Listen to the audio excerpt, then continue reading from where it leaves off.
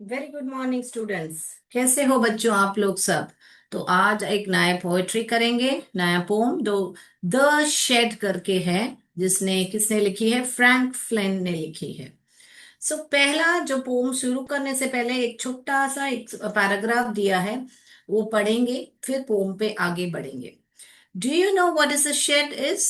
तो आपको पता है क्या शेड क्या होता है, करके पूछ रहे हैं आपसे। A cow shed, a tool shed for example. तो एक काउ जहां पर रहती है उसको शेड बोलते हैं, काउ शेड। टूल शेड्स, जो भी टूल्स रहते हैं, वो क्या बोले, उपकरण रहते हैं, तो उनको भी टूल शेड बोलते हैं। It is a small room, एक छोटा सा कमरा होता है, away from the main house. यानी आपका मेन घर जो है वो बड़ा सा रहेगा, उसके पास में कहीं थोड़ा थोड़ा उस वो बड़ा सा जो मेन हाउस है, जो आपका मेन हाउस है, उससे थोड़ा अवे फ्रॉम, अवे यानी कि थोड़ा सा दूर। तो मान लीजिए आपका ये जो घर है इतना, ओके, ये बड़ा सा घर है आपका। तो यहाँ इससे थोड़ा दूर पे यहाँ पर एक छोटा सा ऐसा शेड जैसा रहेगा, तो इसको ही बोलते हैं हम शेड। तो इसमें क्या क्या रखते हैं, क्या क्या रखते हैं, फॉर स्टोरिंग और keeping things, animals, tools, vehicles etcetera. तो इसमें या तो फिर कोई भी चीज रख सकते हैं, थिंग्स को भी माने स्टोर होम जैसे यूज कर सकते हैं, या तो एनिमल्स, जैसे मैं अभी आपके चित्र में बुक में है एक क्या बोले, एक बहुत सारे झाड़ियों के बीच में है वो शेड, आपके बुक में दिया हुआ है। ठीक है, या तो एनिमल्स रख सकते हैं उसमें, टूल्स रख सकते हैं, या तो गाड़ी भी पार्क कर सकते हैं। तो ऐसे अलग अलग चीज के लिए वो शेड यूज किया जाता है। तो पहले अभी आपने कभी देखा है क्या शेड? ऐसे डिस्कस कीजिए अपने आपस में करके, पोएट बता रहे हैं। तो चलिए पोएट्री पर जाते हैं। पोएट्री हम क्या करते हैं, हम एक्टिविटी के द्वारा पढ़ते हैं, है ना बच्चों। चलिए मैं मेरा स्क्रीन शेयर करती हूँ, आप लोग अपना पेज नंबर 49 निकालिए और साथ साथ पढ़िएगा। तो ये बहुत सिंपल लैंग्वेज में लिखी गई एक पोएट्री है बेटा, जो बताया जा रहा है पोएट से कि क्या बोले, शेड में क्या होता है, किसी किसी को कैसा डर लगता है शेड से, ऐसा करके आपको बता रहे हैं। ठीक है, तो चलिए हम देखेंगे इसको। तो देखिए, there's a shed at the bottom of our क्या है, आर गार्डन। तो ये जो पोएट है हम बता रहे हैं कि ये हमारे घर के बाहर एक, that's a shed at the bottom of our garden, यानी गार्डन के नीचे वहां पे एक शेड है। ओके, विथ स्पाइडर, स्पाइडर क्या बनाता है, स्पाइडर क्या होता है, स्पाइडर्स वेब, वेब यानी कि स्पाइडर का जो एक वेब होता है, स्पाइडर का घर को स्पाइडर वेब बोलते हैं ना बेटा। तो विद द स्पाइडर्स, जाला जो बोलते हैं ना हम लोग, with the spider's web hanging across the door. तो डोर में पूरा स्पाइडर वेब है बोल रहे हैं।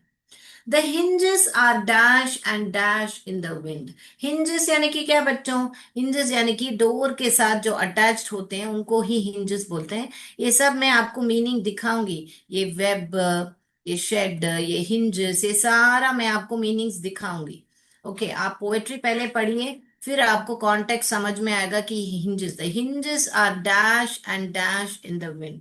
द hinges आर रस्टी, कैसे है, इन द जंग लगी हुई है उनमें। The hinges are rusty and creak in the wind। तो रस्टी होने के वजह से, क्रीक यानी कि जब वो क्लोज ओपन होते हैं तो कर कर ऐसा आवाज आते हैं। बहुत सारे भूत बंगला में सब आपने देखा होगा ना, टट टट टट टट टट करके दरवाजा धीरे से खुलता है। तो वैसे बोल रहे हैं, the hinges are rusty and creak in the wind. And creak in the wind यानी कि विंड में वे लोग वैसे आवाज करते हैं क्र करके। When I am in bed I lie and I listen. जब मैं बेड पे लेटा हूं तब मैं ऐसे लेटते हुए मैं उसको सुनता हूँ, listen. I will open that door one day. मैं है ना, वो जो डोर है ना यहाँ पर जिसमें स्पाइडर का वेब लगा हुआ है और जो रस्टी है, उसको मैं जरूर एक ना एक दिन खोलूंगा। आई विल, ये कॉन्ट्रैक्शन है बेटा, मैं यहाँ पर लिख के बताती हूँ आपको। ये देखिए, आई विल का कॉन्ट्रैक्शन ही यहाँ पर आई अपोस्ट्रोफी एल लिखा है, यहाँ पर भी आई एम का कॉन्ट्रैक्शन है बेटा, यहाँ पर आई एम का कॉन्ट्रैक्शन यहाँ पर, ये देखिए एम इसको भी, सो ये सब अपोस्ट्रोफी एक पोजीशन बताने के लिए, या स्पाइडर का वेब है ऐसे बताने के लिए भी अपोस्ट्रोफी लगता है, और ऐसे कॉन्ट्रैक्शन के लिए भी अपोस्ट्रोफी लगता है। देखिए ध्यान से देखिए। ओके, मैंने ऐसे कैप्स में लिखा है बेटा, आपको चाहिए तो मैं ऐसे लिख के बताती हूँ। ऐसे लिखते हैं इसको एम, और इसको भी हम आई विल को हम ऐसे लिखते हैं आई विल। ओके, दिख रहा है बेटा आपको? Yes, right. तो मैं क्लियर ड्राइंग्स करती हूँ आपको, और फिर आगे बढ़ते हैं हम। तो यहाँ पर ही है, देखिए हमारा ये जो कॉन्ट्रैक्शन का, ये जो मैं बता रही थी आपको, ये देखिए, ये आई एम और ये आई विल, इसको ही मैंने अभी लिख के बताया था। तो ये जो अपोस्ट्रोफी ऊपर लगा गया है बेटा, उसी को कॉन्ट्रैक्शन बोलते हैं। यानी कि एक शब्द को छोटा बनाने के लिए उसको अपोस्ट्रोफी करके लिखते हैं। और जब आपको पोजीशन बताना हो, यहाँ पर देखिए, यहाँ पर कॉन्ट्रैक्शन नहीं है, स्पाइडर का पूरा स्पेलिंग लिख के अपोस्ट्रोफी एस लिखा गया है। यहाँ पर ये अपोस्ट्रोफी क्या बता रहा है, ये जो चिन्ह है इसी को ही बोल रही हूँ मैं अपोस्ट्रोफी। ये क्या बता रहा है बेटा, स्पाइडर का वेब है। जैसे मेरा घर है, मुझे बोलने का it is my father's house, ऐसे बोलते हैं ना, वैसे ये स्पाइडर का घर है। समझ में आई बात बेटा, दोनों अपोस्ट्रोफी में with difference, right. Shall I go to the next? Yes, को हम इसके आंसर्स को सबमिट करें? यस। तो इसको पूरा एक बार पढ़ेंगे। That's a shed at the bottom of our garden with a spider's web hanging across the door.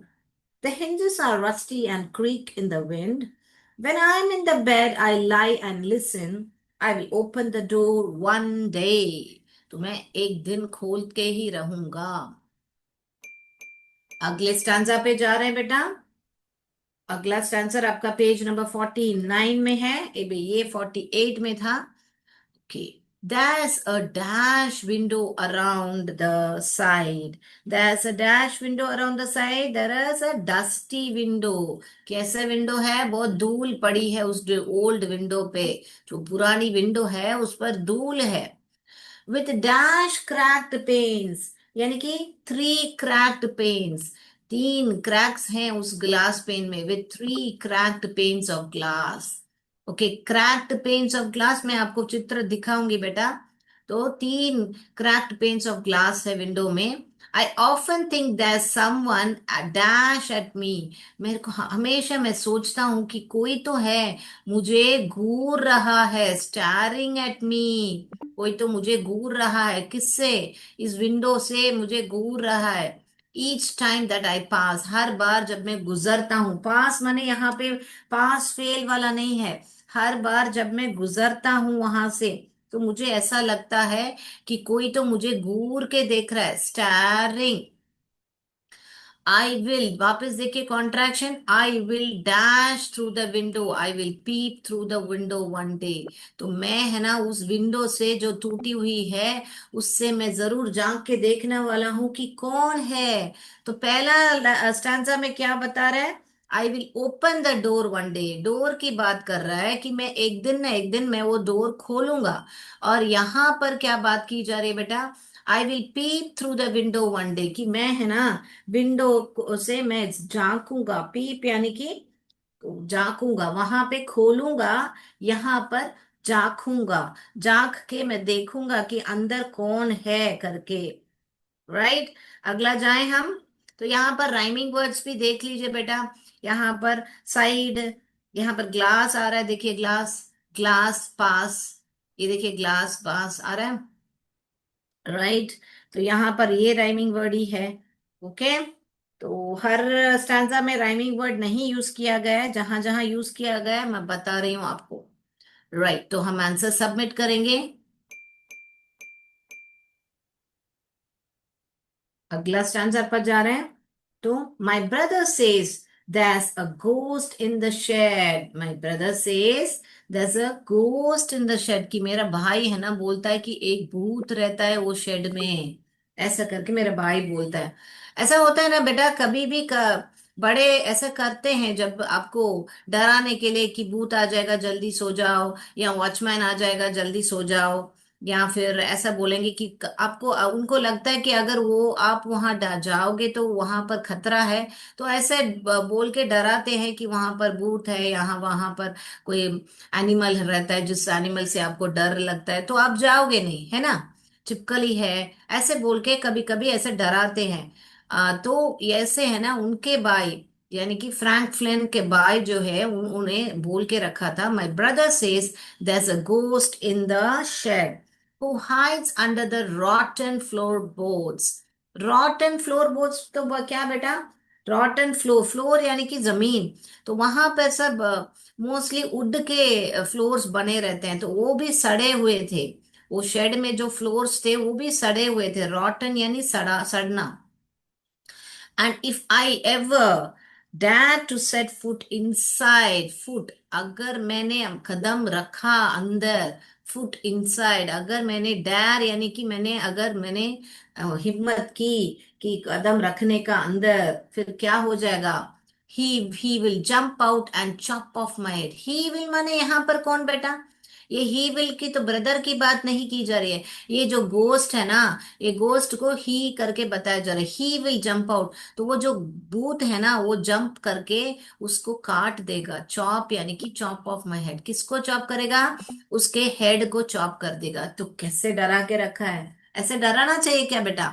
अगर आपके भाई बहन छोटे हैं तो कभी भी किसी को ऐसे मत डराइए बेटा, गलत बात है। But I will take a peek one day, अभी यहाँ पर क्या बता रहे हैं? I will take a peek, peek भी, पीक पीप सब भी झांकना ही होता है, एक झलक जैसा। तो I will take a peek one day, so I will jump out and, so हर एक लाइन लास्ट में क्या है? वन डे, एक न एक दिन करके मेरे को आपको बता रहा है कि एक दिन खोलूंगा दरवाजा को, एक दिन पीप करूंगा, एक दिन पीक करूंगा, ऐसे करके सब जगह पे आपको बता रहे हैं, राइट। अगला जाए हम, ये समझ में आ गया बेटा? Right, let's go to, I will submit the answer. Before submitting, shall I read once? My brother says there's a ghost in the shed who hides under the rotten floor beds, boards.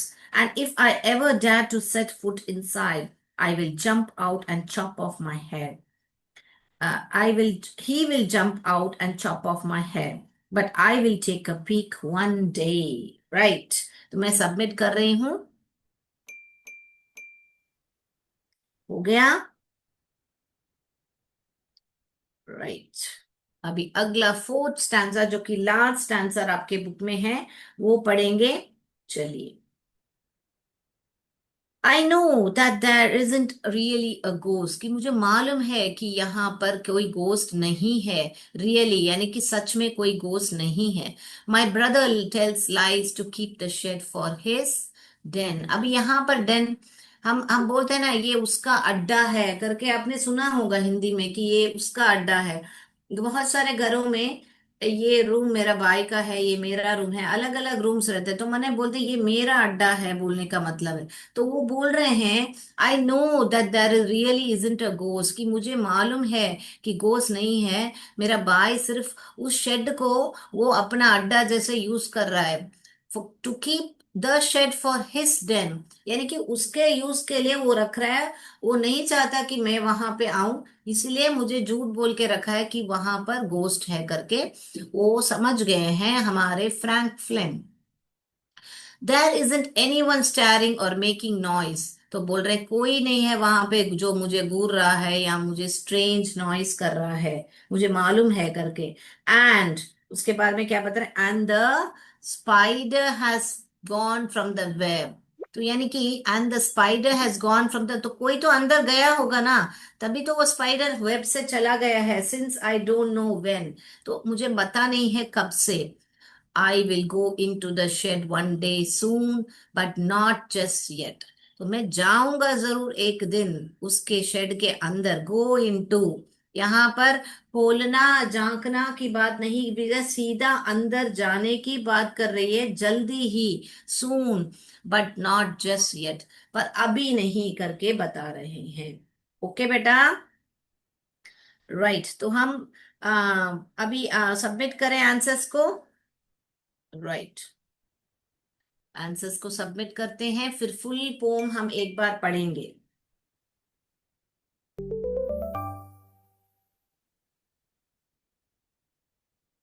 Right, अभी answers को show करेंगे और सारे answers अभी हम एक साथ पढ़ेंगे। Okay, let's read the poem together once more, let's do it. There's a shed at the bottom of our garden with a spider's web hanging across the door. The hinges are rusty and creak in the wind. When I'm in bed, I lie and I listen. I will open the door one day. Okay? तो यहाँ पर क्या बोल रहे हैं, मैं जरूर open करूंगा। There's a dusty old window around at the side with three cracked panes of glass. I often think there's someone staring at me. Each time that I pass, I will peek through the window one day. तो वापस यहाँ पर open the door one day, यहाँ पे peek through the door that window one day. अभी third और fourth stanza पढ़ेंगे हम। My brother says there's a ghost in the shed who hides under the rotten floorboards. And if I ever dare to set foot inside, he will jump out and chop off my head. I will take a peek one day. Okay? I know that there isn't really a ghost. My brother tells lies to keep the shed for his den. There isn't anyone staring or making strange noises. तो कोई नहीं है वहां पर जो stair कर रहा है और स्ट्रेंज नॉइसेस कर रहा है। And the spider has been gone from his web since I don't know when. I will go into the shed one day soon, but not just yet. तो स्पाइडर भी चला गया है, कब गया मुझे वो भी मालूम नहीं है, मगर मैं एक दिन उस शेड पे जरूर जाऊंगा, जल्दी ही, पर अभी नहीं। But not just yet. तो अभी तक उनको हिम्मत नहीं आई है अंदर जाने का, मगर उनका जैसे कि उनका क्या बोलने का, but he is very determined that one day he will get into it, right? तो अभी हम ये जो वर्ड्स जो विंडो पेन, वो वर्ड सब हम क्या है उसको चित्र के द्वारा समझेंगे। मैंने सोचा पहले मीनिंग्स दिखा के फिर आपको पढ़ाऊंगी, मगर आपको कौन से कॉन्टेक्स्ट में वो वर्ड आ रहा है समझोगे तभी तो आपको याद आएगा, इसीलिए आपको अभी दिखा रही हूँ।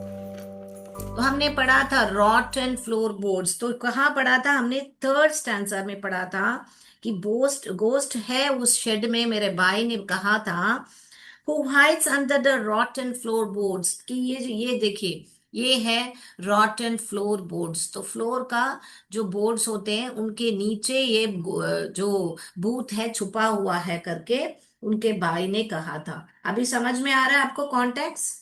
राइट, तो अभी अगला वोकैबलरी देखेंगे हम। चाम, तो ये क्या कहा था, अगर तुम वहां पे जाओगे तो वो क्या करेगा, भूत तुम्हारा गर्दन काट देगा। चॉप यानी कि काटना होता है, राइट। ओके, तो अभी अगला वोकैबलरी शेड। शेड यानी कि क्या बेटा, जो मैंने बोला है एनिमल्स को रख सकते हैं, टूल्स औजार को रख सकते हैं, थिंग्स को रख सकते हैं, व्हीकल्स को रख सकते हैं, ऐसे बहुत को रख सकते हैं, राइट। तो शेड, राइट। तो ये फोनिक्स में मैंने पढ़ना सिखाया हुआ है आपको। श एस एच जो है डायग्राफ है, श एट द शेड। अभी अगला वाला देखेंगे। ये देखिए, ये होता है स्पाइडर और ये होता है स्पाइडर्स वेब। क्या है ये, स्पाइडर्स वेब, राइट।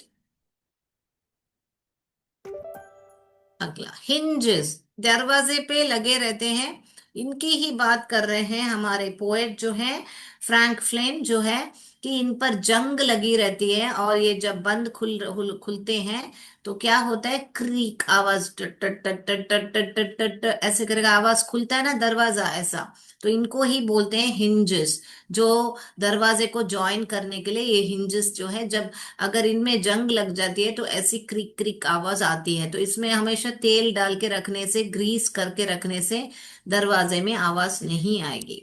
ओके बेटा। तो हिंजेस, इसको हिंजेस पढ़ते हैं। ये देखिए, ये होते हैं क्रैक्ड विंडो पेन्स। ये है विंडो पेन्स, यहाँ पर देखिए। तो यहाँ पर क्या है, लाइन क्या है, वो जो लाइन है, with three cracked window, cracked pains of glass. कैसे थे विंडोज? डस्टी थे। there's a dusty old window around at the side। तो एक विंडो है ये, उसमें कितने हैं? थ्री क्रैक्ड, तीन क्रैक्ड विंडो पेन्स है करके बता रहे हैं। राइट, तो ये भी वोकेबलरी सीख लिया आपने। अभी अगला जाएंगे, यहां पर देखिए, इसको ही बोलते हैं पीप और पीक। ओके, पीक, पीप करके देखा, मैं झांक के देखूंगा, ऐसे करके बता रहे हैं हमारे कवि। ये देखिए, ये होता है भूत, घोस्ट।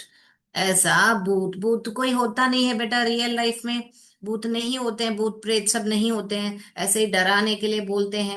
मगर कभी भी अगर आपको लगता है कि वो जगह सेक्लूडेड है, या वो जगह जहाँ बहुत अकेलापन है, तो वहां जाइए मत। हाँ, मैं मानती हूँ कि भी हमको बहुत है ना, क्यूरियोसिटी रहता है, कि उत्सुकता रहता है कि वहां पर जाऊं, देखूं क्या होता है। मगर बेटा वहां पे कोई इंसान भूत के रूप में बैठ के कुछ कर लिया तो डेंजर हो जाएगा बेटा। तो इंसान ही, मैं मेरे हिसाब से इंसान ही बड़ा भूत होता है, जो है ना हमको हानि पहुंचा सकता है, जो अच्छे इंसान नहीं होते हैं।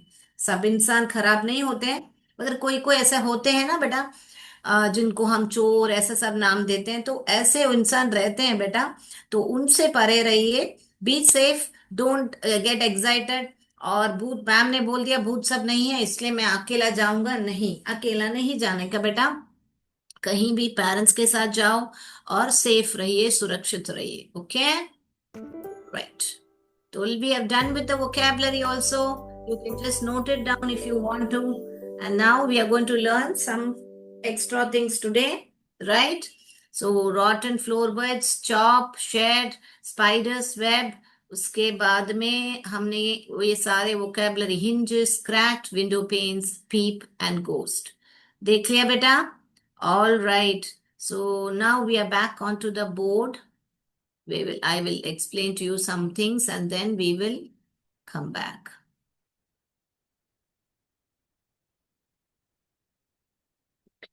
तो हम बेटा, हमने आपको बताया कि जब भी चैप्टर के बाद टाइम मिलेगा, मैं थोड़ा बहुत आपको फोनिक्स भी सिखाऊंगी। तो इसमें बहुत छोटे छोटे क्वेश्चन आंसर्स हैं शेड में, वो आप ही कर सकते हैं, है ना।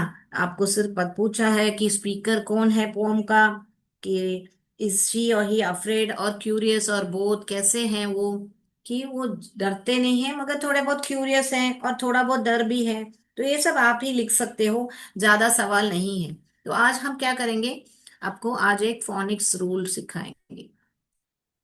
तो आपने बेटा नोट किया होगा कि हम जब लिखते हैं बैच, ऐसे लिखते हैं, जब बेंच लिखते हैं तब ऐसे लिखते हैं। तो आपने नोट किया होगा कि यहाँ पे ब, आ, च, ये सारा मिलके यहाँ पर च का साउंड निकालता है। यहाँ पे देखिए ब, एन, च, यहाँ पर ये सी है, ची, च का साउंड निकालता है ना बच्चों। तो दोनों ही च च च साउंड निकालता है। तो कब हम, ये भी च, टी सी एच और सी एच, दोनों भी च करता है। हम ऑलरेडी पढ़ चुके हैं बेटा कि च तीन तरीके के साउंड्स निकालता है जब आगे आता है। एक तो च है, और एक तो श है, और एक तो क है। जैसे कि यहाँ पर चिप्स, जैसे कि यहाँ पर शेफ, जैसे कि यहाँ पे स्कूल। तो यहाँ पे क कर, स्कूल, शेफ, चिप्स। तो हर एक जगह पे च जो है, जो जो हमारे क्या बोले, सी एच जो है वो च, 90% वर्ड्स च करता है, और बाकी 10% श और क करता है। वो मैंने आपको ऑलरेडी सिखाया हुआ है, ये इसके लिए क्लास ही निकाला हुआ है। तो जब अंक अंत में खत्म होने के टाइम में बेटा च साउंड आते हैं, तो कभी कभी हम टी सी एच भी लिखते हैं। तो कब हमको टी सी एच लिखना चाहिए, कब हमको सी एच लिखना चाहिए, आज वो ही हम सीख रहे हैं। तो टी सी एच कब लिखते हैं बेटा हम, ये जो है हम, जब आपका, मैंने आपको ये भी सिखाया था, ए ई आई ओ you, A E I O you, ये जो ए ई आई ओ यू है इनको हम लॉन्ग वावल बोलते हैं। और जब हम इनका स्वर निकालते हैं तब इनको हम शॉर्ट वावल बोलते हैं। एह एह ई ओ अ, एह ई एह एह ई ओ ऐसे हम बोलते हैं। तो ये भी हमने आपको सिखाया हुआ है कि इसको लॉन्ग वावल साउंड बोलते हैं, इसको शॉर्ट वावल साउंड। एल के लिए लॉन्ग वावल, ये शॉर्ट। तो जब कभी भी बेटा आपका लॉन्ग शॉर्ट वावल आए ना तो आपको टी सी एच लिखना है। जैसे कि हमको यहाँ पर मैच बॉक्स लिखना है तो च, कौन सा च लिखोगे, ये वाला कि ये वाला?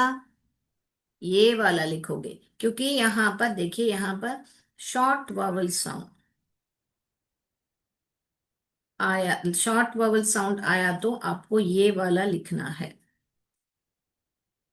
शॉर्ट वावल साउंड, तो ये आएगा।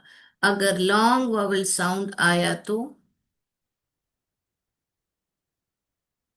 और कॉन्सोनेंट एंड कॉन्सोनेंट, अगर आपने कॉन्सोनेंट को देख लिया या लॉन्ग वावल साउंड को देख लिया तो आप ये वाला च लिखोगे। अगर आपने शॉर्ट वावल देख लिया तो ये वाला च लिखोगे। ओके बेटा, राइट। तो यहाँ ये ऑलरेडी हम सीख चुके हैं तो इसको अभी भूल जाइए। राइट, तो ये वाला है। तो यहां पर अभी मैं लिख रही हूँ मैच बॉक्स। कौन सा च लिखेंगे, ये वाला कि ये वाला? हमको मालूम है इसने करके साउंड निकाला जो कि शॉर्ट साउंड है। तो हम च, ऐसे ये वाला च लिखेंगे, टी सी एच। और इसको हम बोलते हैं ट्रायग्राफ। ट्रायग्राफ, इसको हम बोलते हैं डायग्राफ। क्योंकि ये दो ही है इसलिए डायग्राफ है, और ये तीन स्वर, तीन लेटर्स मिलके एक स्वर बनाता है, इसीलिए इसको हम बोलते हैं ट्रायग्राफ। ओके, तो ये ट्रायग्राफ ही लिखते हैं। तो मैच बॉक्स, ब ऑक्स, बॉक्स, मैच बॉक्स लिखा हमने, मैच बॉक्स। तो वैसे अभी इधर एक एग्जांपल बता देती हूँ। आपको लिखना है लंच, ल आ लन, लंच, च। तो दिखा हमने, सी एच क्यों लिखा, यहां पर कौन आया, कॉन्सोनेंट आया है, इसीलिए मैंने ये सी एच लिखा। समझ में आई बात बेटा? यस। तो अभी और एक और को वर्ड्स बताइए, लंच, आप बताइए चैट बॉक्स में क्या क्या लिख सकते हैं। हाँ, बेंच। तो हमको अभी लॉन्ग वावल माने क्या मैम, आप बोल रहे हो लॉन्ग वावल, तो ये देखिए, ब ई, ये अभी हमको सीखना है। ई ए का कॉम्बिनेशन को हम ई पढ़ते हैं। तो इसका स्वर क्या आ रहा है, लॉन्ग वावल ई आ रहा है ना। ब ई च, ई आ गया लॉन्ग वावल। ए, ए नहीं आया, ई आया है, ये वाला स्वर आया है। तो हमको क्या लिखना है, ये वाला च लिखना। समझ में आई बात बेटा? तो जब कभी भी आपको लॉन्ग वावल साउंड और कॉन्सोनेंट आता है तो आपको सी एच लिखना है, ना कि टी सी एच लिखना है। राइट, और वर्ड्स समझे हम? तो मैं और थोड़े वर्ड्स बोर्ड पे लिखती हूँ यहाँ पर, आप कॉपी डाउन कर दीजिए। ये पहले लिख लिया तो बता दीजिए ताकि मैं बोर्ड रख करके और वर्ड्स लिखूं। लिखूं मैं?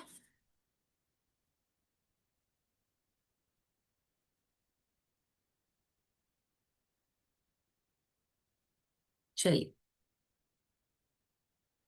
अभी हम लिखेंगे, अभी हम इसको समझेंगे।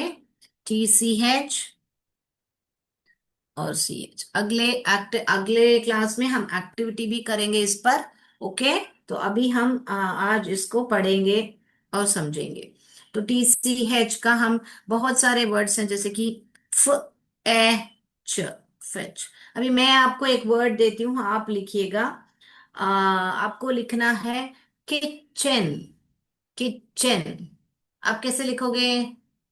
अभी आप बोलोगे मैम ख, ए, ए, यहाँ पर ए आया है, ये वाला साउंड आया है, शॉर्ट साउंड आया है, तो ये वाला च ही लिखेंगे, की, च, एन, ए, न। अभी आप बोलेगे मैम ये तो बीच में आया, तो हम सिर्फ क्यों च सी एच नहीं लिख सकते? नो बेटा, आपको आखिर में आई मीन स्टार्टिंग के अलावा बीच में भी कहीं आया तो आपको ध्यान देना है च के आगे कौन सा वावल साउंड आ रहा है, लॉन्ग आ रहा है या शॉर्ट आ रहा है। अगर शॉर्ट आ रहा है तो आपको TCH ही लिखना है। किचन, देखा। अभी देखो दूसरा वर्ड देती हूं मैं। इच, इच लिखिए। इच, ई च, यहां पर नहीं आएगा, सॉरी, इच। ये देखिए, ई च। तो यहां पर देखिए दो, सिर्फ टू साउंड्स है। टू साउंड्स है, ई और च, और यहां पर 4 लेटर्स हैं। एक, दो, तीन, चार, 4 लेटर्स हैं। ओके। तो यहाँ पर जल्दी से समय हो गया है, तो मैं यहाँ पर वर्ड्स लिख देती हूँ, आप पढ़ के देखिए घर पे जाके। अगली कक्षा में इस पर बहुत सारे वर्ड्स देखेंगे हम। च, अर्च, कॉन्सोनेंट आया है, कॉन्सोनेंट। मंच, टॉर्च, मार्च। च सबके लिए हम ऐसे ही लिख रहे हैं, ब्रांच। ओके। कॉन्सोनेंट आ रहा है तो इसीलिए हमने सबके यहाँ पे च लिखा है। टीच, यहाँ पर लॉन्ग वावल साउंड है, ई का साउंड आ रहा है यहाँ पर, इसीलिए ये वाला च लिखा। ओके। और बहुत सारे वर्ड्स हैं बेटा, अभी हम कट, अभी दरवाजा को लैच करो, कैच करो, ये सब सारे यहाँ पर आ रहे हैं, TCH। ओके, तो आज समय हो गया है।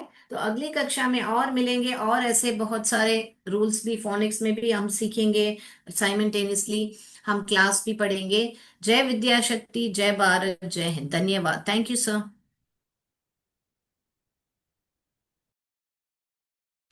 Thank you sir.